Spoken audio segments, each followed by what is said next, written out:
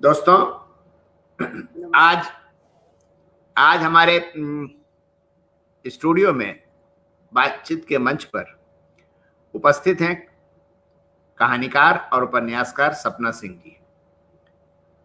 सपना सिंह जी, आपका बहुत बहुत स्वागत है हमारे बातचीत के मंच पर। आभार जो आपने ये मंच मुझे उपलब्ध कराया, इसके लिए बहुत बहुत आभार आपका। नहीं, आपने समय निकाला, इसके लिए मैं आपको धन्यवाद देता हूँ। दोस्तों, मैं सपना जी के बारे में जितना कुछ मेरे पास जानकारी है वो मैं आप लोगों के साथ शेयर कर रहा हूँ, और बाकी तो हम लोग बातचीत करेंगे ही करेंगे। सपना जी जो है वो गोरखपुर उत्तर प्रदेश में इनकी पैदाइश हुई है। 21 जून को इनका बर्थडे पड़ता है। इन्होंने शिक्षा जो ग्रहण की वो 2 विषयों से इन्होंने एमए किया है, इतिहास और हिंदी से। फिर उसके बाद से बीएड किया। एक दौर में चलन चल रहा था कि जब लड़कियों को हमेशा एमए करने के बाद बीएड करने की जरूरत पड़ रही थी।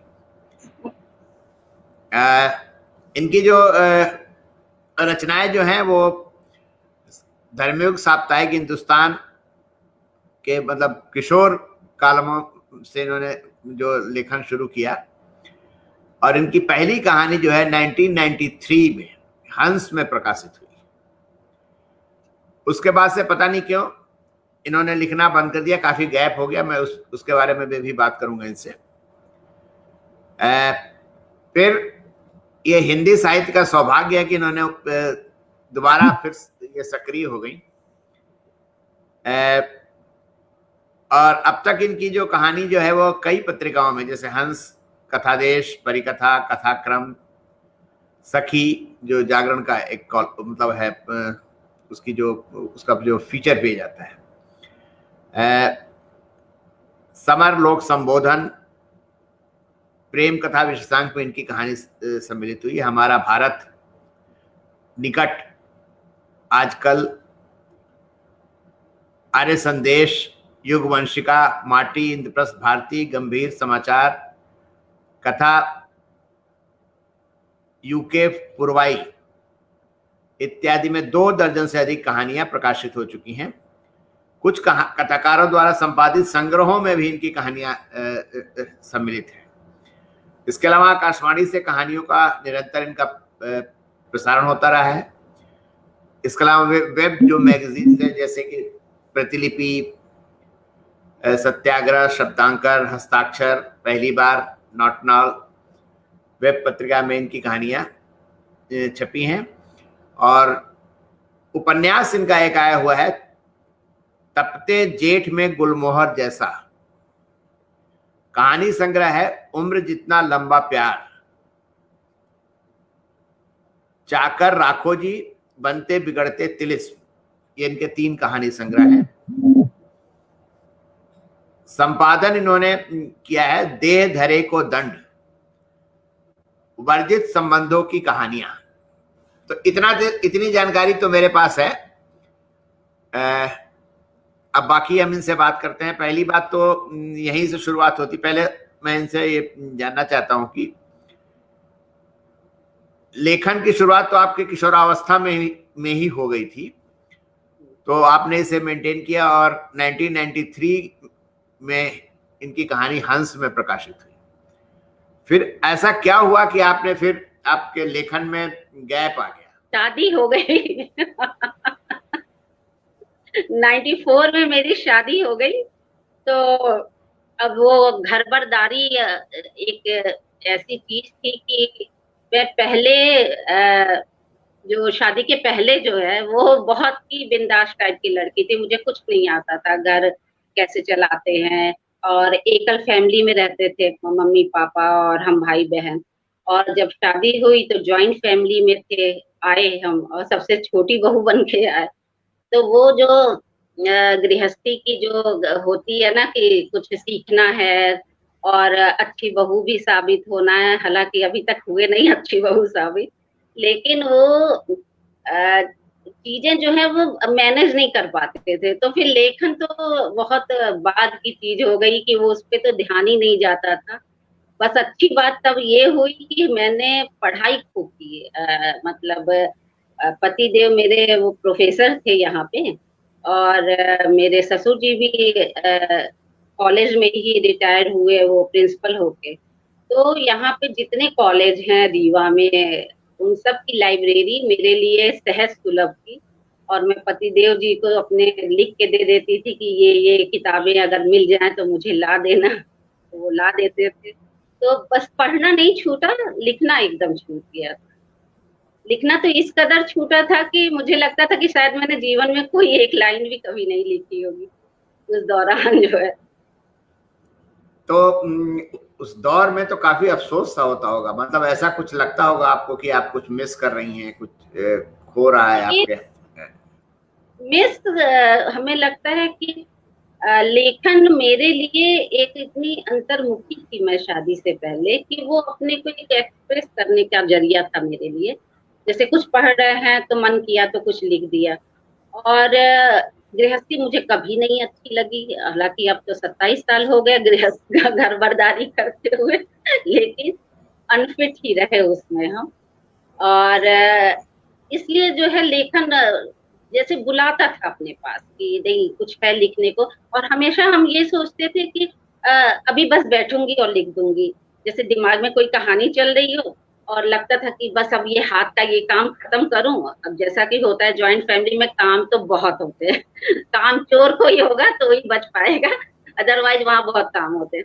तो लगता था अरे बस ये हाथ का ये काम खत्म करो और फिर उसके बाद लिख देंगे, लिखना क्या है बस फट से लिख देंगे, ऐसे सोचते थे। और वो सोचते सोचते 15 साल गुजर गए। मतलब 94 में मेरी शादी हुई, और 2010 में फिर हंस में ही कहानी छपी, डर, 2010 में। तो उसी से फिर यानी वो 17 साल बाद। हाँ 17 साल बाद टूटा, वो जो जड़ता थी वो टूटी। ये बताइए कि आप रहने वाली तो गोरखपुर की हैं, जी जी तो शादी आपकी रीवा में हुई। जी रीवा में हुई। जी। और दो, मतलब एक तो गोरखपुर से आप मतलब उत्तर प्रदेश से चली गई आप मध्य प्रदेश।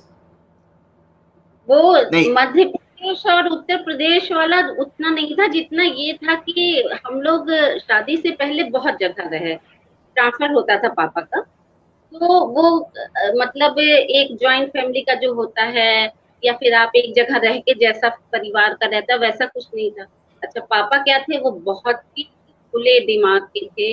बहुत सारी मैगजीन्स आती थी मेरे यहाँ, तो वो वो क्या चीज जो किस किस चीज के ससुराल में। टीचर थे वो?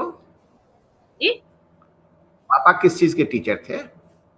पापा टीचर नहीं थे, पापा वेटरनरी ऑफिसर थे, लेकिन वो अच्छा, पढ़ते वेटनरी। बहुत, बहुत बहुत पढ़ते थे।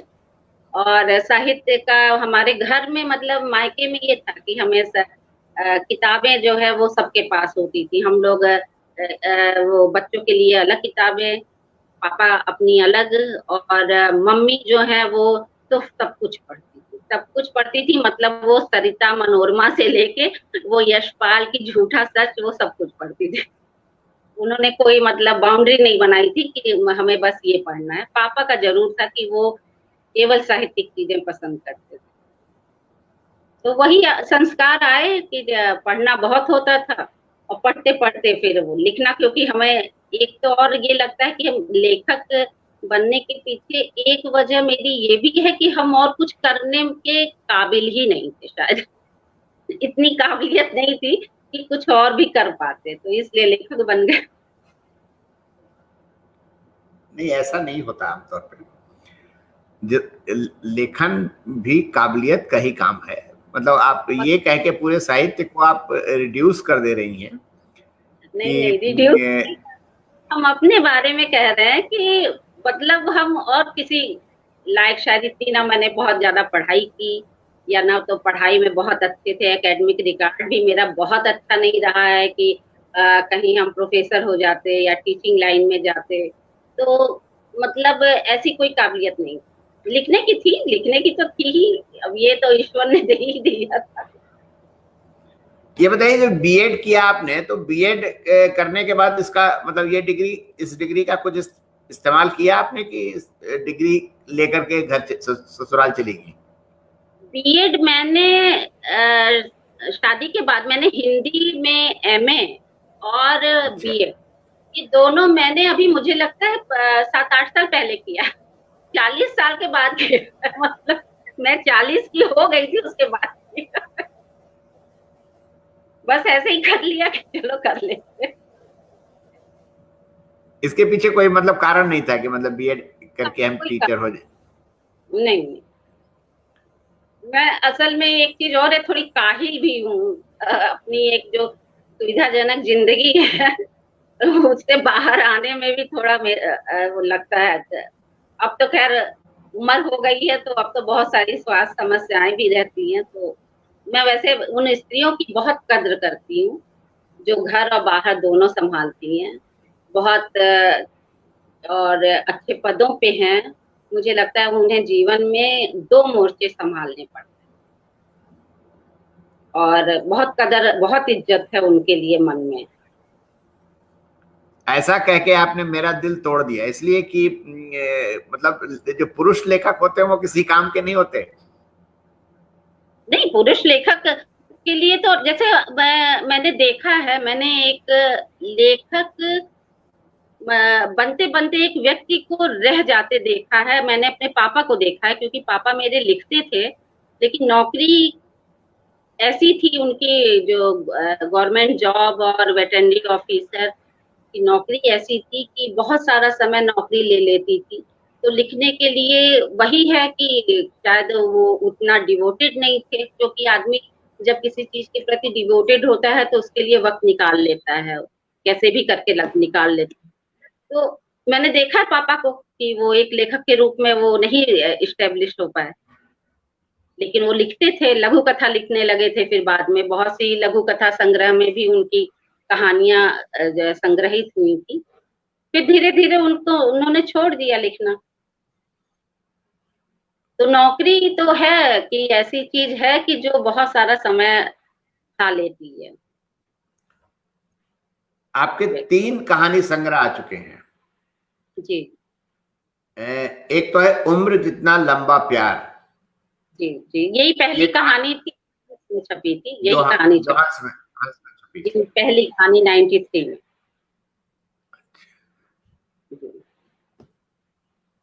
तो लेकिन फिर भी आपने काफी लिखा है, एक उपन्यास लिख लिया आपने, फिर 3 कहानी संग्रह आपके आगे, लगभग 40 कहानियां आपने लिखी हैं। जी जी। भले ही आपने देर से काम किया, और लेकिन इससे पहले आपने घर गृहस्थी संभाली और बच्चों को संभाली संभाला हो। संभाली नहीं, संभालनी पड़ी क्योंकि कोई चॉइस नहीं था मेरे पास। अच्छा ठीक है, चॉइस होता तो क्या करती? पता नहीं, शायद बैठे अपना लिखते रहते। मुझे तो यही लगता है, अगर चॉइस होता, कोई कह देता कि यार किचन में मत जाओ तुम, तो शायद हम ऐसा करते कि फिर आराम से लिखते रहे। अब जैसे कि अभी है कि हमको किचन से पूरी तरह से फुर्सत है, और किचन का काम मुझे कभी अच्छा नहीं लगा, तो वहां से फुर्सत है, तो इसलिए अब कहानियां शायद ज्यादा बाहर आ रही हैं, लेखन ज्यादा हो पा रहा। अभी आपने कोई कहानी अपनी पढ़ी भी थी एक फेसबुक लाइव पर, शायद मैंने देखा था, हालांकि मैं सुन नहीं पाया था। तो ये नई कहानी आपकी है?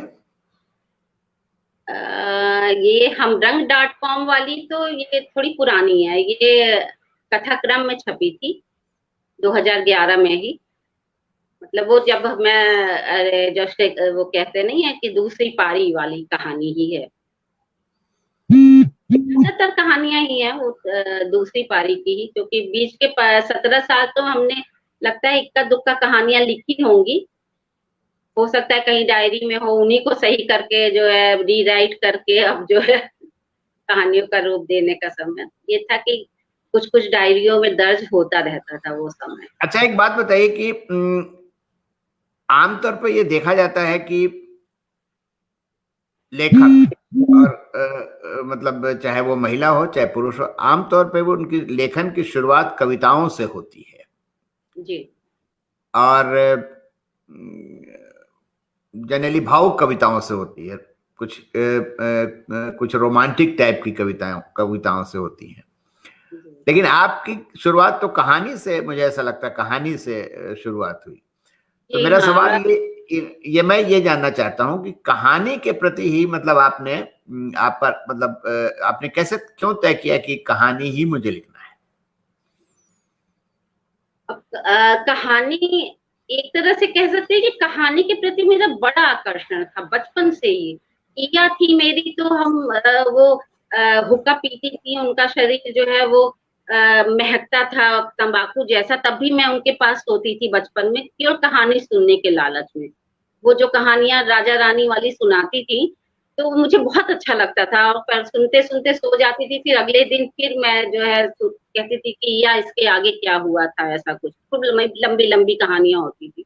तो कहानियों के प्रति इतना ज्यादा आकर्षण था। मैंने पढ़ना भी, कविताएं कम पढ़ी हैं, हालांकि अब फिर पढ़ना जो है वो लगता है कि कविताएं पढ़नी चाहिए, लेकिन मेरे कहानियां ही जो ये आती थी सारिका वगैरह, उस जमाने में जो पत्रिकाएं होती थी, तो ढूंढ के मैं उसमें कहानी ही पढ़ती थी, और वही जो है शायद भाव रहता होगा अंदर की वो कहानी के रूप में ही बाहर आता था। ये मैं बल्कि बड़ी कमी मानती हूँ कि जो है एक लेखक कविता ना लिखे, ये बहुत बड़ी कमी है। तो अब इसको आप मान सकते हैं कि ये मेरी कमी ही है, कविताओं में नहीं कोई ऐसी दखल। नहीं, नहीं कमी तो शायद कमी नहीं है। ये मैं आप यहाँ से इसका मैं एक कहना कारण, चाहूँ, शहूर भी हाँ नहीं है बोलिए। कविता करने का कि बहुत अच्छी कविताएं कविताएं मतलब परखने का शहूर नहीं है, ऐसा मुझे लगता है। आप दुनिया की पहली ऐसी महिला जो मुझे मिली। एक तो आपने स्वीकार किया कि आपने कहा कि मुझे खाना बनाने का बिल्कुल शौक नहीं है, और खाना मैंने मतलब मन से कभी नहीं बनाया। दूसरी बात यह है कि कविताएं लिखने का सहूर नहीं है। तो ये सहूर वाला जो शब्द होता है ना, ये नहीं आता है, मुझे लेकिन पहचान अभी शहूर शायद नहीं है मुझे। मैं अब जो कमी है तो है, उसका क्या कर सकते हैं, ये तो कमी है। नहीं, कहानी अच्छी बात है, लेकिन इससे एक चीज तो ये जाहिर होती है कि एक तो आपने बताया कि आपकी दादी कहानियां सुनाती थी, एक तो ये बात है। दूसरी बात ये है कि जैसे मैं देख पा रहा हूँ, और आपने मुझे बताया भी कि आप एक बहुत ही बिंदास लड़की थी तो अपनी पढ़ाई के दौरान, तो गप्पे वगैरह भी खूब मारती होंगी, तो वहां पर भी कहानियां कहानियां तभी तो बनने लगती है ना जब आदमी। शैतानी ज्यादा करती थी। हम लोग का जो बस्ती में एक डिग्री कॉलेज है, एपीएन डिग्री कॉलेज, जहाँ से मैंने बीए किया। तो वहां पर एक और डिग्री कॉलेज है, किसान डिग्री कॉलेज भी शायद है ना वहां पे। कॉलेज में तो मैं फिर वो एमए करने फिर मैं गोरखपुर यूनिवर्सिटी चली गई थी। तो बीए मैंने अच्छा वहां अच्छा। से किया था, और वहां पे जो है कॉमन रूम में मैं बड़ी शैतानियां करती थी, लड़कियों के दुपट्टे बांध देती थी चुपके चुपके। यही सब हो गया, अब आदत थी।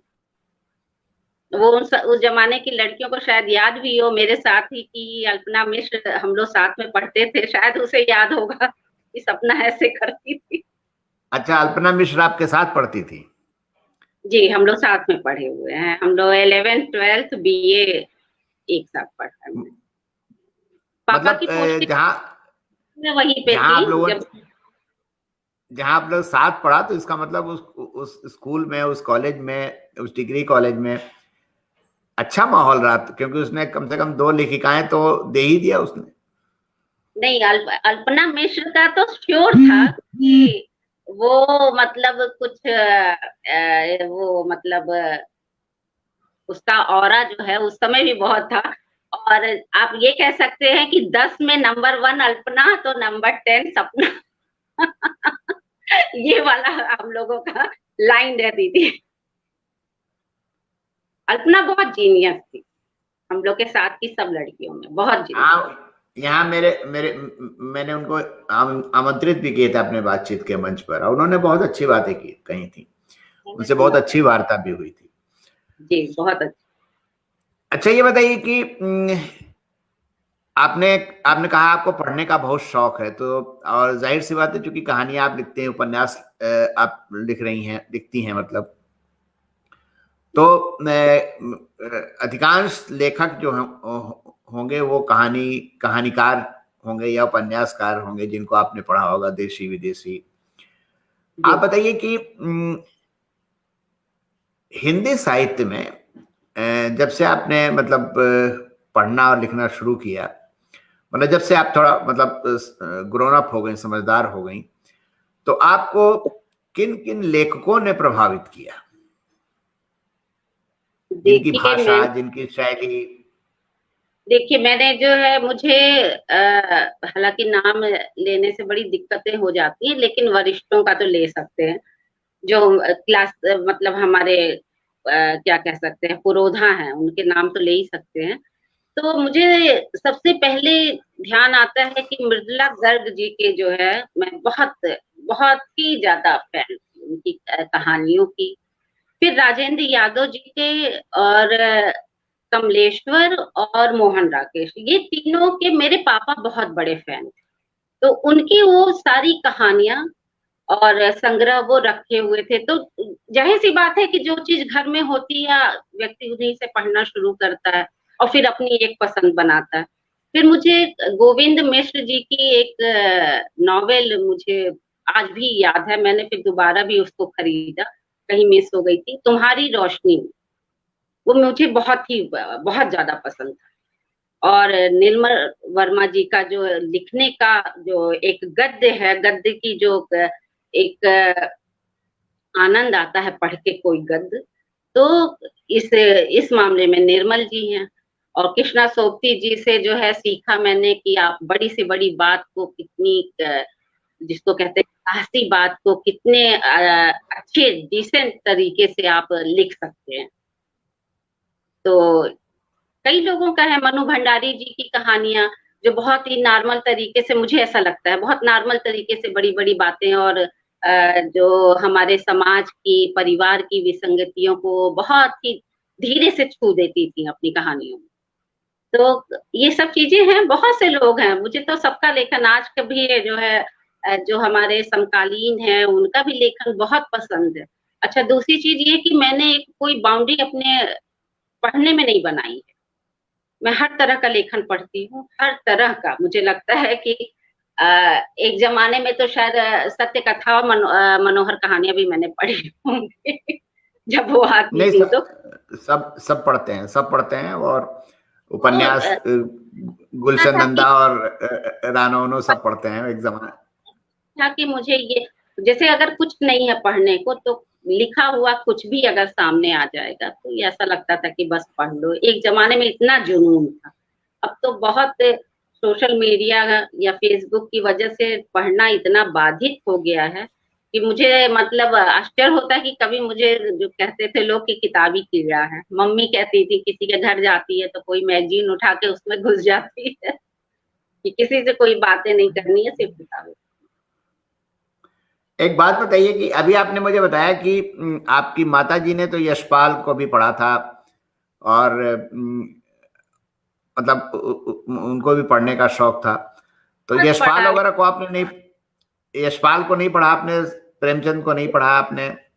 मम्मी मम्मी से ही तो मैंने जो है ये देखा कि जो है पढ़ना चाहिए। जो यशपाल की, जैसे अगर झूठा सच पढ़ लिए यशपाल की, तो आज का जो माहौल है, जो धर्म को लेके लोग जिस तरह से आज का लोग लड़ते झगड़ते हैं, आप ने अगर पढ़ा है झूठा सच, तो आप इस तरह की लड़ाई में नहीं पड़ेंगे। उस किताब का आज भी इतना बड़ा इफेक्ट है। मैंने बहुत पहले पढ़ी थी झूठा सच, बहुत पहले, मुझे लगता है मैं बीए के ही दौरान पढ़ी थी मैंने। और आज भी मन करता है। नाच्यो बहुत गोपाल जैसी किताब आजकल कहाँ लिखी अमृत जाती है। अमृतलाल नागर, हाँ, और नागर यशपाल साहब जी का की पेपर। तेरी मेरी उसकी बात, यशपाल जी की मैंने पढ़ी थी, तो तब मुझे समझ में आया था कि व्यक्ति कैसे, एक बहुत अच्छा व्यक्ति जो है वो कैसे परिस्थितियों या फिर आप कह सकते हैं जैसे अनित्य में मृदुला गर्ग जी ने दिखाया है, अनित्य का जो नायक है, वो कैसे स्वतंत्रता आंदोलन में इतना मतलब लड़ता है अपने देश के लिए, अंत में व्यवस्था का शिकार होके वो उन्हीं चीजों को जिसके लिए लड़ा था, जिन चीजों के विरोध में, उन्हीं चीजों उसी व्यवस्था में वो जाके फिट हो जाता है। तो ऐसा ही मेरी तेरी उसकी बात में भी है, और ऐसा ही झूठा सच में भी एक करेक्टर है जो बाद में जाके नेता बन जाता है। इस तरह का तारा का भाई नाम में स्लिप हो रहा है, उसका नाम स्लिप हो रहा है। अच्छा, अच्छा ये बताइए कि विदेशी साहित्य भी पढ़ा है आपने? विदेशी साहित्य देखिए, अब तो मैं पढ़ना अनुदित, शुरू कर, अब अनुदित, हाँ। लेकिन हम लोग के जमाने में वो एक सोवियत प्रदर्शनी लगती थी किताबों की, हर छोटे छोटे कस्बों में भी लगती थी। उस दौरान जो वहां पे मिला, जैसे इनकी दोस्तोयेवस्की की थी इडियट, वो मैंने पढ़ा। फिर मतलब क्लासिक ही ज्यादा पढ़े हैं अभी के तो। मुझे लगता है कि मैं अपनी बेटी से, मेरी बेटी भी ये है कि बहुत ज्यादा पढ़ती है, साहित्य में उसका बहुत रुझान है और वो पूरे विश्व का साहित्य पढ़ती है। तो अब वो मुझे बताती है कि मम्मी ये वाली किताब पढ़ो, ये वाली पढ़ो, तो वो नहीं ही चलिए ठीक मंगाती। है। अभी आपने कहा कि जो वरिष्ठ हैं, वरिष्ठ में तो आपने उनका नाम लिया जो दुनिया में है नहीं, इसलिए आप विवाद से सीधे बच गई। लेकिन समकालीनों का नाम लेने में मतलब दिक्कत क्यों आ मैं रही है एक आपको? की हूँ विवाद में, इसलिए अब बहुत डर लगता है। एक विवाद में बार फंस मुझे, चुकी हैं? जी एक बार तो बहुत ही बुरी तरह लोगों ने घसीटा था, बेवजह घसीटा था, इसलिए अब डर लगता है विवाद। नाम ना लो तो ज्यादा अच्छा है। लेकिन चुपचाप आजकल तो पढ़ो। आजकल तो जो मेरा अनुभव कहता है कि मार्केटिंग फंडा है, जब तक विवाद नहीं होगा तब तक तो आप प्रसिद्ध भी नहीं हो सकती, चर्चित भी नहीं हो सकती। ऐसी प्रसिद्धि हम लोग मैनेज नहीं कर पाएंगे, ऐसी प्रसिद्धि नहीं मैनेज कर सकते, ये सबसे नहीं हो सकता। चलिए ठीक है, आपकी सौम्यता को मैं सलाम करता हूं, और नहीं चाहता कि आपको फिर कोई विवादों में घसीटे। और गीता श्री यहाँ पर मौजूद है, उन्होंने तो कह भी दिया कि जोखिम इसलिए है कि खामखा की जिसका नाम छूट गया या जिसकी आलोचना कर दी तो लट्ठबाजी भी हो सकती है। तो जी जी। तो ये है। लेकिन ये बताइए कि आजकल जो कहानियां लिखी जा रही हैं, आप पढ़ तो बहुत रही हैं, आप बता रही थी, तो जो कोशिश कहानियां लिखी जा रही हैं करते हैं कि लगभग जो भी लिखा जा रहा है उसको पढ़ लिया जाए, कोशिश तो तो रहती है। आपकी इस पर मोटा मोटी राय क्या बन रही? क्या आजकल लिखी जा रही कहानियां जो हैं वो पहले की कहानियों से उनके अंदर विस्तार हुआ है, या पहले से वो कुछ संकुचित हुई है, मतलब सिमटी है, मतलब उनका दायरा सिमटा है? नहीं, मुझे तो लगता है कि विस्तार ही हुआ है, और जितनी भी चीजें हैं समाज में, सब चीजों, सारी चीजों पे बातें हो रही हैं कहानियों में। लोग लेके आ रहे हैं हर तरह का जो भी मुद्दा है, जो भी समस्याएं हैं जो अभी की हैं, वो सारी चीजें जो है साहित्य में आ रही हैं, और नए नए विषय पे लोग लिख रहे हैं, नई नई चीजों को ढूंढ रहे हैं कि जो साहित्य के जो बिल्कुल अनजान प्रदेश हैं वहां तक भी जाया जाए। मुझे लगता है कि अभी तो इस समय साहित्य का एक तरह से स्वर्ण काल, ये तो बाद में भविष्य जो है वो बताएगा कि स्वर्ण काल है या नहीं, लेकिन इस समय बहुत तरह से लिखा जाता है, और ये बहुत अच्छा संकेत है कि लोग लिख रहे हैं, और इतना ही ज्यादा तादाद में भी लिख रहे हैं। सबसे बड़ी बात तो यह है कि संख्या बहुत है लिखने वालों की, और उसी में से कुछ बहुत अच्छा सा निकल के आ जाता है सामने। क्योंकि लिखना तो मेरा ये ख्याल है कि लिखना और बाकी कामों से तो बहुत ही अच्छा है। अगर आप कुछ लिख रहे हैं तो आप उसमें भले बीनिए कि क्या अच्छा है क्या बुरा है, लेकिन जो व्यक्ति लिखता है वो तो अपनी समझ से, वो अपनी मतलब बैठा है अगर राइटिंग टेबल पे या अपने लैपटॉप पे या कहीं भी अगर वो कुछ लिख रहा है तो वो एक थोड़ी देर के लिए समाधिस्थ हो जाता है व्यक्ति। अब ये आपकी अपनी काबिलियत होती है, लेखक की अपनी अ, एक मानसिक आपका क्या स्तर है, आप उसके हिसाब से लिखते हैं, ऐसा मुझे लगता है। लेकिन लिखना मेरे लिए तो हर तरह का लेखन, मैं हर तरह के लेखन को जो है कभी भी उनको, जैसे आजकल लोग टूटते ही कह देते हैं अरे उनका लिखा तो कूड़ा है ऐसा कह देते हैं किसी के लिए भी, मैं नहीं कह पाती, क्योंकि लिखे हुए कोई भी शब्द मेरे हिसाब से कूड़ा नहीं, कुछ ना कुछ मिल जाता है। धर्मवीर भारती जी ने एक बार कहा था किसी इंटरव्यू में कि पढ़ो हर तरह की चीज, लेकिन पढ़ने के बाद धारणा अपनी बना। तो ये व्यक्ति पे है कि वो किसी चीज से क्या हासिल कर रहा है, क्या मिल जा रहा है। तो एक एक बात बताइए और जो मैं जानना चाहता हूं आपसे, और कि जब आप कहानी लिखती हैं, कोई भी कहानी, जी तो जैसे आपने इतने साल बाद दोबारा दूसरी पारी शुरू की, तो ऐसी तो कोई ना कोई वजह होगी जिसके जरिए आप अपने को व्यक्त करना चाह रही होंगी। लेकिन ये जब कागज पर कोई आपकी अभिव्यक्ति मतलब आ जाती है, कागज पर उकर उकर करके आ जाती है, तो वो फिर पाठकों के पास चली जाती है और पाठकों पर उसका असर पड़ता है। तो मतलब अगर दूसरे शब्दों में कहें तो लेखक पर, रचनाकार पर एक दायित्व भी होता है कि वो पाठक के सामने जो चीज रख रहा है वो उसकी उसकी सोच, उसकी समझ, उसकी चेतना को किस तरह से प्रभावित कर रही है। मतलब वो उसे आगे ले जा रही है या उसे वो पीछे की तरफ ले जा रही है। सामाजिक जो बिंदु हैं, जैसे आपने भी बताया कि दायरा तो बहुत बड़ा है कथ्य को लेकर के, और शिल्प में भी काफी विस्तार, मतलब शिल्प में भी काफी अच्छी तरह से कहानियां गढ़ी हुई आ रही हैं।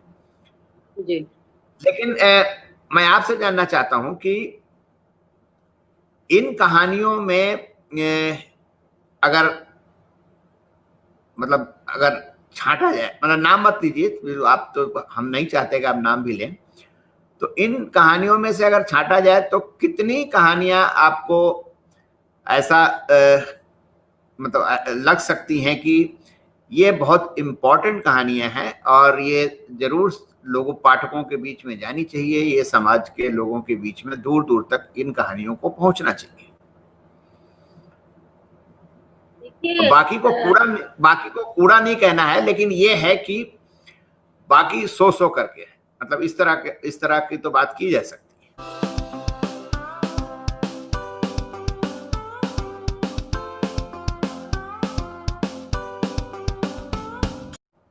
जी देखिए अरविंद जी, है क्या कि जैसे एक बड़ा पिटा पिटाया सा एक जुमला है, बहुत पहले से लोग कहते आ रहे हैं कि पूरी दुनिया में देखा जाए तो कथ्य के स्तर पे तो सिर्फ 10 ही जो है कहानियां हैं, सारा कुछ उसी के इर्द गिर्द घूमता है। तो हर व्यक्ति, अच्छा कभी कभी क्या होता है कि हम देखते हैं कि कोई कहानी बहुत अच्छी भाषा और शिल्प बहुत बढ़िया है, एकदम कसी हुई भाषा है और शिल्प भी बहुत अच्छा है, लेकिन वो कह नहीं रही है कुछ भी कहानी। ऐसे आप भी पढ़ते होंगे और कभी कभी देखते होंगे, इतनी कुछ में इतना ज्यादा नरेशन होता है, इतनी लंबी पूरी विस्तृत, इतनी ज्यादा उसको कर देते हैं कहानियों को कि समझ में नहीं आता कि ये कहना क्या चाह रहे हैं। आखिर इनका कथ्य मतलब ये इतना सारा करीब 18-20 पन्नों में इन्होंने एक कहानी कही, आखिर इनका अरे उसमें मूल भाव क्या है कहानी का। तो कई चीजें हैं ऐसी, हम मतलब जब आप पढ़िए तो कभी कभी लगता है कि कभी आप किसी कहानी का एक पैरा पढ़ के ही लगता है कि इसको जल्दी से जल्दी खत्म कर दें, और कभी कभी आप पूरा पन्ना पढ़ जाते हो और समझ में ही नहीं आता कहानी को जाना कहाँ है। तो अब है, हर तरह का है। अब नाम लेना तो खैर है ही नहीं, और फिर सबके पास होती है। कभी कभी कहते भी हैं, ये भी बात है सही, कि हर लेखक के पास बहुत ज्यादा भी अगर उसने लिखा है तो उसके पास 5 कहानियां जो है वो बहुत ढूंढने पे मिलेंगी कि जो हर तरह से बिल्कुल परफेक्ट होंगी। और अब प्रेमचंद जैसे लोग तो विरले होंगे कि जिनकी लगभग बहुत सी, अगर आप गिनने बैठिए तो बहुत सारी कहानियां ऐसी निकल आएंगी जो बिल्कुल विरले हैं। लेकिन बहुत से लोग सारी जिंदगी लिखते रहते हैं, बहुत सारा लिखते हैं, लेकिन बावजूद इसके कि उनकी आप पूरा जो है समग्र जब आप उठाइएगा और देखिएगा तो गिनती की आप नाम ले पाएंगे कि ये कहानी, ये कहानी, ये मतलब वो उनकी प्रतिनिधि कहानियां में मात्र 5 या 7 ही होती है। लेकिन इस वजह से एक कोई छोड़ेगा एक नहीं। एक आपने एक बात अभी कही कि जरूर आपने कहीं पढ़ा होगा उसको, कि कथ्य के मामले में कुल 10 तरह के ही कथ्य होते हैं। ये बहुत पुरानी कही सुनी बात है। हाँ, लेकिन आजकल कथ्य कथ्य का भी दायरा काफी बढ़ गया है। नए काफी नए कुछ विषय आ गए हैं, नए नहीं, नए नए विषय आ गए हैं। क्योंकि जीवन में बहुत सी चीजें नई आ गई है ना, बहुत सी चीजें नई आ गई हैं जीवन में। जीवन आज से जो 25 साल पहले जैसा जीवन था वैसा जीवन अब रहा नहीं लोगों का। तो जैसे कहते लेकिन हैं बहुत से, तो ये ऑब्जेक्शन होता है कि अगर आपने गांव की या मजलूमों की कहानियां नहीं लिखी तो आप कहानीकार नहीं है। तो उनको मतलब अब हम क्या कहें कि क्या शहर में जो है वो दुश्वारियां नहीं होती हैं, या जो लोग शहरी होते हैं वो उनका जीवन जो है बहुत ही अच्छा बड़ा, कि आप सुबह उठिए खिड़की खोलिए तो आपको वाह क्या बात है, क्या बहारों जैसा जो है जीवन है, ऐसा तो नहीं होता है। जीवन में बहुत से लोगों की दुश्वारियां होती हैं। तो चाहे वो शहर का हो, गांव का हो, कस्बे का आदमी हो, मनुष्य है तो जीवन में कहीं ना कहीं उसके कोई ना कोई चीज, कब किसकी कौन सी बात जो कहानीकार को लग जाए कि इस पे लिखना है।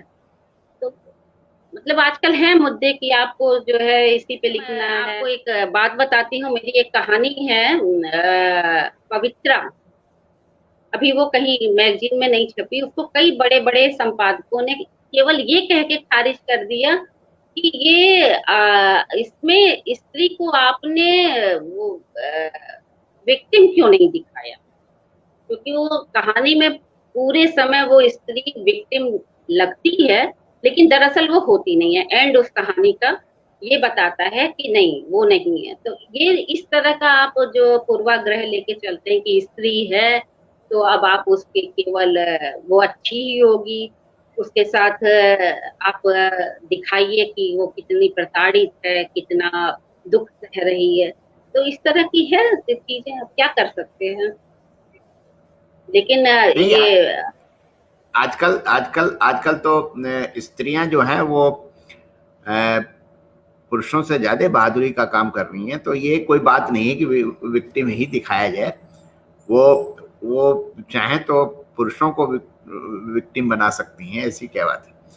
अरे मुझे उन अच्छी खासी डांट पड़ गई थी उस कहानी के। किसने एक किसने डांट एक दिया? नहीं, नाम नहीं लूंगी, लेकिन बहुत आदरणीय है, बहुत बड़े कहानीकार भी हैं, बहुत अच्छी पत्रिका का संपादन भी करते हैं। मैं बहुत आदर करती हूँ उनका। उनकी डांट भी मैंने बहुत ही विनम्रता से स्वीकारी थी, लेकिन मैंने कहानी को बदला नहीं था। उनका ये था कि तुम कहानी का अंत करो, लेकिन मैंने नहीं बदला। चलिए,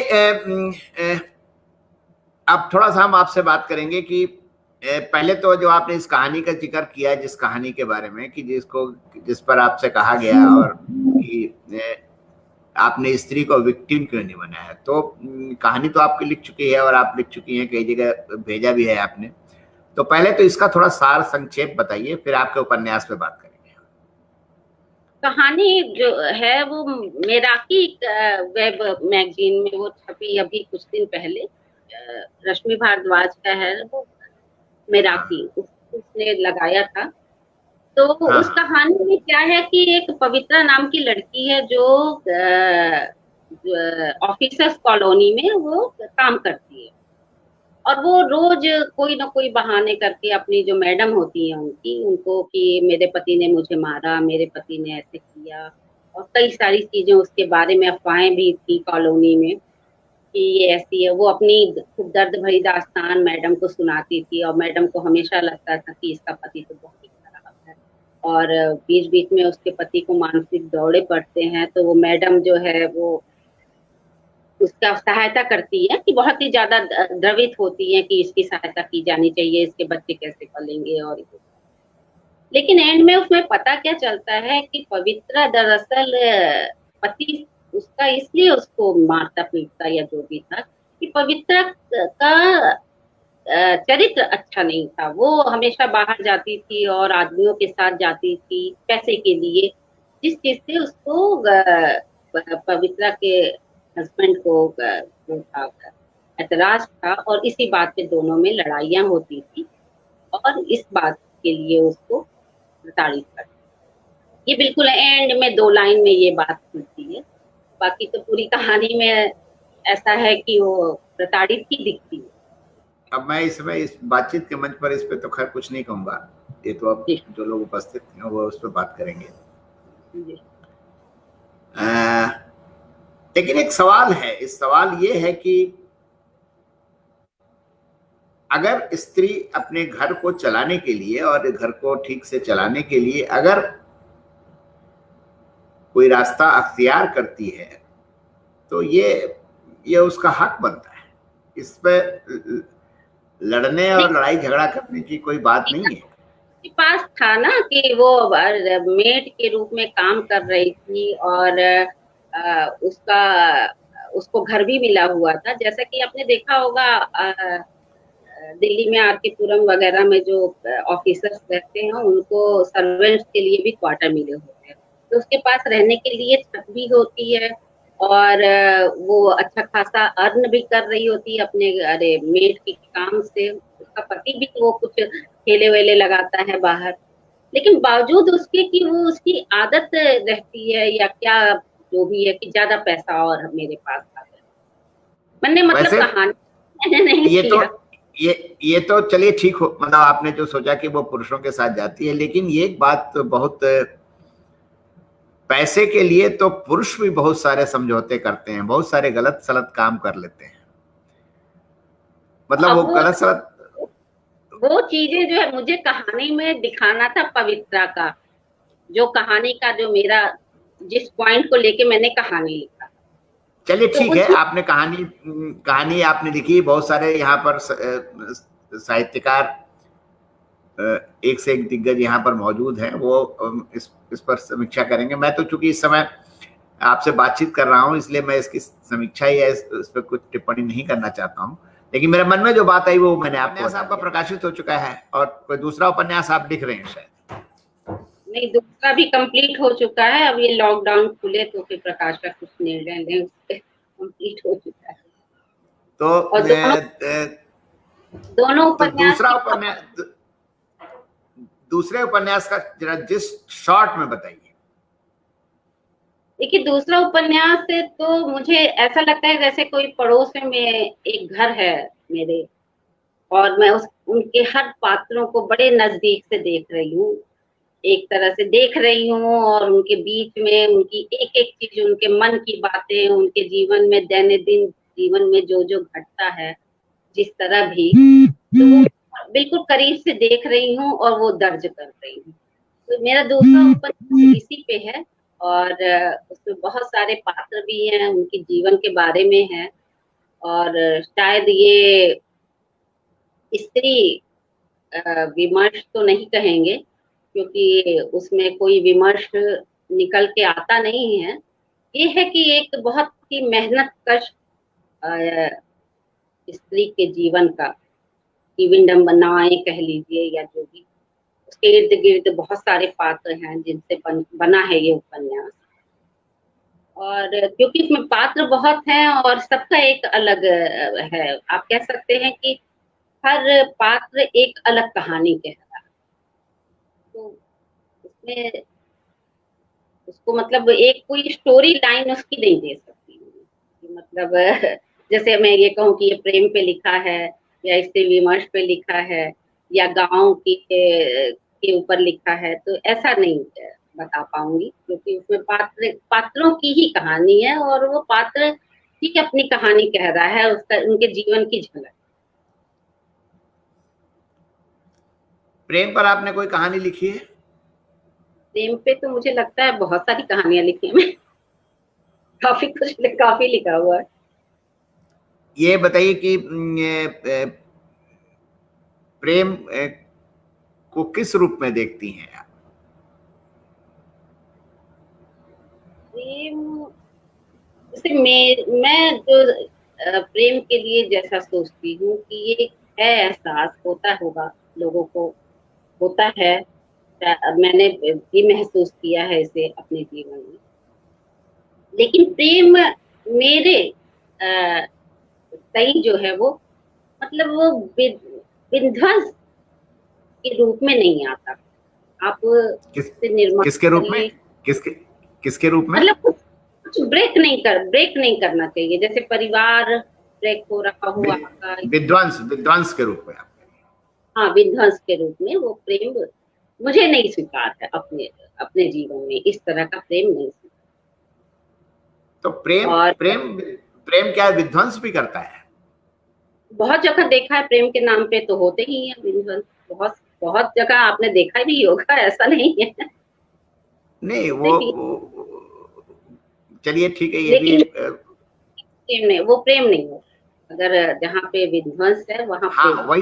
वही मैं कहना चाह रहा हूँ कि विध्वंस तो लस्ट हो सकता है, वासना हो सकती है, एक साइकोलॉजिकल सिंड्रोम होता है, वो हो सकता है, लेकिन प्रेम तो विध्वंस नहीं करता कभी।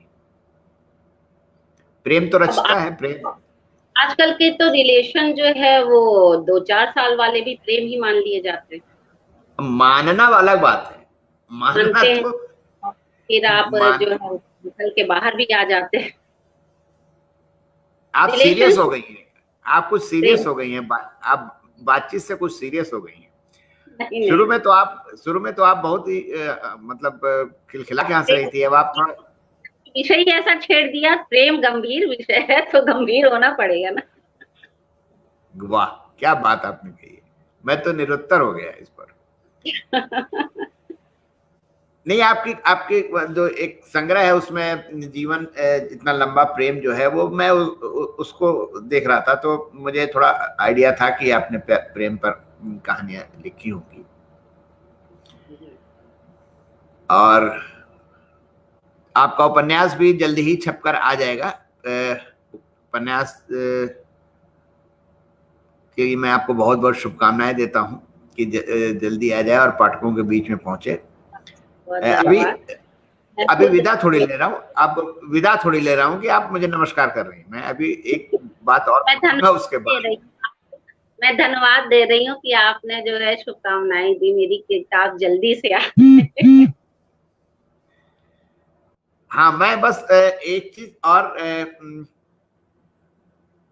मतलब आपसे जानना चाह रहा हूँ कि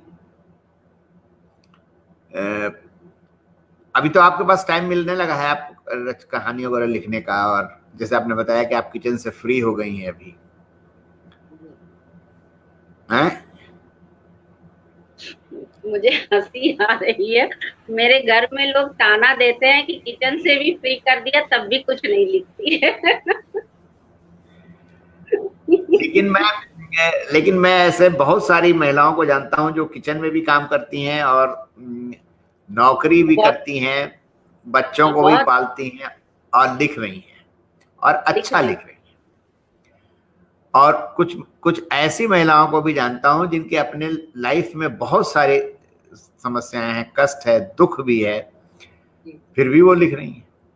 जी हाँ, तो आप तो कई मायनों में लकी हैं कि अब आप जो है वो किचन से फ्री हो गई हैं, तो जरा लिखिए और दूसरी पारी को ब्रेक मत देखिए करिए। दूसरी पारी अगर लेखक है कोई कोई भी प्राणी अगर लेखक है, कोई मनुष्य, तो ये तो आप मान के चलिए कि वो मतलब आप उसको ये कह सकते हैं कि वो कभी खुश तो रहेगा नहीं जीवन में, किसी भी तरह की परिस्थिति में वो खुश नहीं रहता लेखक।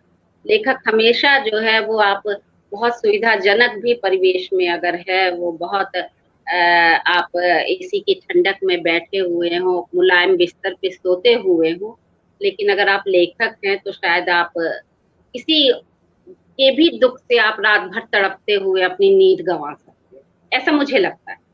तो लेखक तो असंतुष्ट प्राणी होता है, कभी संतुष्ट नहीं होता किसी भी तरह के। अगर संतुष्ट हो जाएगा तो फिर वो लिखेगा, लिखना उसका एक बंद हो जाएगा। एक विदेशी लेखक ने कभी कहा था, नाम मुझे उस लेखक का इस समय याद नहीं आ रहा है, कि लेखन की शुरुआत तब होती है जब आप कांटों के बिस्तर पर बैठ जाते हैं और वो चुभने लगता है जब आपको, तब आपके अंदर से रचनाएं फूटती हैं। नहीं, बिना, मैं खुद भी मैं ये कहती हूँ कि बिना डिस्टर्ब हुए लेखन नहीं हो सकता। अगर आप अपने आसपास से पूरी तरह संतुष्ट हैं, पूरी तरह से आप खुश हैं, भरे भरे हैं, अघाए हुए हैं, तो आप लिखेंगे नहीं। यहाँ पर अंजू शर्मा जी हैं, उन्होंने एक सवाल, मतलब एक बात कही है, उस पर भी थोड़ा हम कह रहे हैं कि जाने से पहले उस पर थोड़ा सा बता दीजिए। दे धरे को दंड, कोई जी, जी। आपकी कहानी है, इसका ये क्या है, इस पर थोड़ा सा बात। कहानी नहीं है ये संपादन मैंने किया था अभी। ये क्या है, मतलब? हाँ। हाँ, 2020 में ही ये पुस्तक मेले में ये किताब आई थी। इसमें मैंने अब मैं कुछ बता ही दूं इस किताब के बारे में। उस समय एक कहानी बहुत ही चर्चित और कुचर्चा में थी, बहुत ज्यादा। हम्म। वो माँ बेटे के संबंध पे थी और बहुत ज्यादा उसकी चर्चा कुचर्चा हुई थी। मैंने भी वो कहानी पढ़ी, बल्कि ये कहिए पढ़ने की कोशिश की, और 2 बार कोशिश की, दोनों बार मैं एक जगह पे आके रुक जाती थी, उससे आगे मैं नहीं बढ़ पाती थी। तो मुझे लगा कि मैंने तो बहुत सारी ऐसी चीजें पढ़ी हैं, बहुत पढ़ा है, और आप कह सकते हैं कि बहुत विदेशी साहित्य में तो बहुत ज्यादा ही खुला लिखा जाता है। और मैंने एक बार हंस में एक कहानी पढ़ी थी, नादिन गार्डिमर की अनुदित कहानी थी। उसपे तो लेबर टेबल पे लेटी हुई स्त्री का पूरा पूरा वर्णन था, इतना लेकिन ये जो कहानी थी, इसका एक तो मैं तर्क से वो सहमत नहीं हो पा रही थी किसी भी तरह। एक लेखक के बतौर मैं ये चीज बिल्कुल दर्ज बहुत पुरजोर तरीके से कहूंगी कि जीवन में जो कुछ है वो सब कुछ साहित्य में है, समाज में जो कुछ है वो सब कुछ साहित्य में लिखने की चीज होती है। कोई भी चीज साहित्य में वर्जित नहीं होती है। लेकिन वो कहानी बहुत दिन तक डिस्टर्ब की कि मैं उसको पढ़ ही नहीं पा रही थी। फिर मेरा ध्यान गया कि बातचीत चली, अपने दोस्तों से चली, हम लोग बात करते थे कि ऐसी कहानी इस पे इस तरह की और भी। फिर कहानी आई प्रेमवत जी की, जो है बूढ़े का उत्सव, पलंग की बात आई। फिर मैंने मंटो की कहानी देखी, किताब का खुलासा। फिर उसके बाद इसी पे मैंने देखा कि लगभग हर लेखक ने लिखा है इस सब्जेक्ट पे, वर्जित रिश्तों के ऊपर कहानियां। लगभग हर लेखक, हर महत्वपूर्ण लेखक ने लिखा है। और फिर जब मैंने कहानियां वो ढूंढ ढूंढ के पढ़नी शुरू की, तो मुझे लगा कि एक आप 2 तरह का, एक तो आप सत्य कथा या मनोहर कहानियां लिख रहे हो, या फिर आप सनसनी पैदा करने के लिए कुछ लिख रहे हो, और एक होता है पूरी मार्मिक तरीके से अपनी बात को कहना। क्योंकि जो ये इतना नाजुक सब्जेक्ट था और इस पे इतनी बढ़िया बढ़िया कहानियां लोगों ने लिखी हैं, और इतना कि आपका रोआ खड़ा हो जाए और आपके अंदर कभी जुगुप्सा हो, कभी आपको गुस्सा आए, आपकी मुट्ठियां भींच जाए, और कभी आप एकदम द्रवित हो जाएं, इस तरह की कहानियां जो आपके सारे भाव को, जो कहते हैं, जो रस होते हैं, जितने भी आपके 9 रस, उन सभी को आपके के अंदर जो है उभारने में सक्षम हो, वो ऐसी कहानियां जो है मैंने ढूंढी, मुझे मिली, और संपादक राजी हुए कि हाँ इसको हम छापेंगे। और तब मैंने जो है उसका संपादन क्या कहेंगे कि मैं तो ये कहूंगी कि उन लेखकों का सहयोग रहा जो मेरे वरिष्ठ थे और जो मेरे समकालीन थे। उन्होंने बड़े प्यार से अपनी कहानियां दी मुझे इस संग्रह के लिए। और ये तब जाके ये संग्रह बना, जिसमें अगर कभी मौका हो तो आप भी पढ़िएगा। आपको उसमें बहुत मार्वलेस कहानियां मिलेंगी इस सब्जेक्ट पे लिखी हुई, तो कि हमारे लेख। उसमें आपने पौराणिक कथाओं, इंद्र वगैरह की कहानियां नहीं लिखी, उसमें इकट्ठी नहीं किया? हाँ हाँ, मैंने उसमें जिक्र किया है सरस्वती और ब्रह्मा का, और आपके ग्रीक जो माइथोलॉजी में एक कहानी है इडिपस की, किसी की ऐसी, उनका मैंने जिक्र किया है। फिर कुछ विदेश में भी ऐसे है कुछ कहानियां, कुछ नॉवेल ऐसे हैं जो लिखे गए हैं इस तरह के।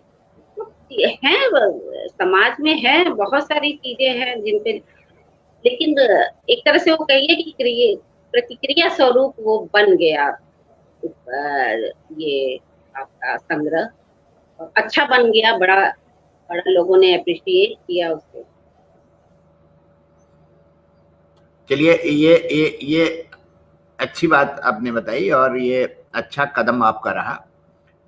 और मैं तो उस प्रक्रिया एक वो था कि मतलब साहित्य में आप जब कुछ भी करिए, कम से कम गंभीर जो है गंभीरता के साथ करिए, और उसका कम से कम ये सोचिए कि इसका क्या, कुछ तो तर्क बनना चाहिए। कुछ तो आप ये जो है वो आपको वहां पे की तार्किक बुद्धि, बहुत जगह तर्क नहीं काम करता है, आप कुंद हो जाते हैं। लेकिन फिर भी आप एक्सीडेंटल आप रिश्तों को दिखा सकते हैं कि शायद कभी, लेकिन आप लगातार वो जो लोगों ने बताया, मैंने तो नहीं पढ़ा है, मैं बता रही हूँ आपको, सच सच बता रही हूँ कि एक ऐसी जगह आई जहां से मैं आगे नहीं बढ़ पाई। जबकि मुझे अपने कम से कम पढ़ने पे मुझे अपने बहुत ज्यादा गर्व है कि मैं हर तरह की चीजें पढ़ लेती हूँ, आत्मसात कर लेती हूँ। नहीं पढ़ पाई मैं वो। नहीं, ये नहीं, भी वो बात तो सही है आपकी। वो अ, आपने ये किताब तो, जो आपने ये कहानियां संकलित की होंगी, ये तो आपने सोच समझ के ही संकलित की होंगी, और कोशिश की होगी कि पाठकों के सामने इकट्ठा ये सारी कहानियां आ जाएं। मैं बस एक चीज ये जानना चाह रहा था, मतलब कि जो आपने जिक्र किया कि जो कहानी आप पढ़ रही थी और पढ़ते पढ़ते एक जगह आप रुक जा रही थी, उससे आगे नहीं बढ़ जा पा रही थी, वो क्या क्या बात थी, क्या बिंदु था, मतलब क्या चीज थी जो आपको आगे नहीं बढ़ने दे रही थी? अपनी है, अपनी कोई अवरोध होगा अंदर का, या कुछ भी ऐसा चीज था कि वो किसी भी तरह ग्राह्य नहीं हो पा रहा था। जैसे हम भूत प्रेत को भी जो जानते हैं कि ये सच नहीं है, बावजूद इसके उसकी कहानियां जो है आराम से पढ़ लेते हैं, आराम से सुन लेते हैं। लेकिन बहुत सी चीजें हैं ऐसी जो लगता है कि नहीं ये सच नहीं है, लेकिन अब भी पढ़ लेता है, लेकिन वो कहानी नहीं पढ़ पाया। अब नाम मत पूछिए और ना नहीं, नहीं, ना देखिए, मैं आजकल जो बातचीत का मंच चला रहा हूं ना, तो आपने जिक्र नहीं किया, लेकिन मैं समझ गया, क्योंकि अभी पिछले दिनों मेरे मंच पर वो उस कहानी की रचनाकार भी आई हुई थी। आप देख लीजिएगा, पढ़ा होगा, लेकिन वो बहुत बोल्ड महिला, उन्होंने अच्छी अच्छी कहानी लिखी, मतलब बात की थी। मैंने उनसे भी सवाल जवाब किया था कुछ बिंदुओं पर। जी। बट ये है कि उसके पीछे एक मकसद जो होता है ना, मेन, जिसे आपने एक कहा भी है आपने, और मैं इस बात से सहमत भी हूं कि इन कहानियों या ऐसी कहानियों के लिखे जाने के पीछे मकसद क्या है? सनसनी पैदा करना है, या पाठक की चेतना को प्रभावित करना है या उसे कुछ शिक्षा देनी है, ये चीजें डिसाइड करती है दरअसल। अरविंद जी, होता क्या है कि सारा कुछ जो है वो दामोदार, सारा जो है वो कहानी के ट्रीटमेंट पे होता है। नहीं, एम पर भी, अब लक्ष्य पर भी होता है। नहीं तो ट्रीटमेंट आपका जैसा होगा ना, आपका लेखन जैसा, जैसे आप बहुत सी ऐसी जो है कहानियां रहती हैं या बहुत चीजें ऐसी होती हैं जो सपाट बयानी के तौर पे लिख दी जाती हैं, और बहुत लोग बहुत सेंसिटिव होके, अगर आपने कोई सेंसिटिव चीज उठाई है लिखने के लिए, तो आप मतलब ये दरकार होना चाहिए कि आपके अंदर वो क्षमता है कि नहीं, आप उसको निभा पाएंगे कि नहीं। तो मुख्य बात यही है कि मुझे कोई ऐतराज नहीं है, न लेखक, न उसके कहानी, और न उस कहानी से तो है ऐतराज, उसकी जो लेखक है उससे नहीं कोई ऐतराज है। विषय हो सकता है उनका देखा सुना या पढ़ा हो, ये भी सही है, लेकिन जिस तरह लिखा गया, जिस तरह उसको वो निभा नहीं, उन्होंने नहीं वो नहीं, सब्जेक्ट। चलिए इस पर बात हम लंबी नहीं करना चाह रहे हैं, वो तो खैर आपकी बातों से काफी कुछ क्लियर हो गया। मेरा सिर्फ एक ही कहना है, और वो आप सहमत होंगे उससे, कि जैसे मान लीजिए आपने कोई कहानी लिखी, आप जो उपन्यास लिख रही हैं मान लीजिए, या मान लीजिए आपने पवित्रा की कहानी लिखी, जी, तो आपको इसके लिए तैयार रहना पड़ेगा कि आपसे ये हाँ, पूछा जा सकता है कि आपने पवित्रा की कहानी क्यों लिखी और आपने इसका अंत ऐसा क्यों दिखाया। अगर इस बात पर लेखक स्पष्ट नहीं है तो उसका लिखने का मतलब, उसने यूं ही कहानी लिख दी, छपने के लिए लिख दी, चर्चित होने के लिए लिख दी, ये अलग बात हो जाती है। हर लेखक को अपनी रचना के प्रति एक दायित्व बोध होना चाहिए। पूरी जिम्मेदारी होती है लेखक की, आप जो लिख पूरी रहे हैं जिम्मेदारी, उसकी जिम्मेदारी तो आपको उठानी पड़ेगी कि आपने ये क्यों लिखा, जवाब देने को भी तैयार रहना पड़ेगा। हाँ हाँ, जैसे मंटो की कहानियां ले लीजिए, तो मंटो पे तो मुकदमे भी चले, उसने कोर्ट में जाकर उस पर बयान भी दिया कि हमने ये कहानियां क्यों लिखी। क्यों लिखी है। इस्मत चुगताई ने लिहाफ कहानी लिखी तो उसके लिए वो तैयार थी, उनको हमेशा उनको जब उनसे सवाल पूछा गया, विवाद जब खड़ा किया गया, तो उसका उन्होंने स्पष्ट तरीके से जवाब भी दिया। जी, चलिए ठीक है, आपसे बातचीत करके बहुत अच्छा लगा, और आप बिंदास ही नहीं, आप बोल्ड भी हैं बहुत ज्यादा, ये अब मुझे पता चला। और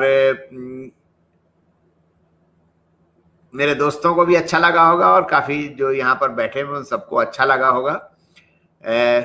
इसी के साथ मैं आपका धन्यवाद आपको ज्ञापित करता हूँ, और आपको आप बहुत बहुत और धन्यवाद और जो, नमस्कार। मुझे तो यहाँ कोई दिख नहीं रहा है, लेकिन जो लोग भी देख सुन रहे हैं उन सबका बहुत बहुत धन्यवाद कि वो अपना समय निकाल के आए, शामिल हुए। और अरविंद जी, आपका भी बहुत बहुत धन्यवाद। नमस्कार।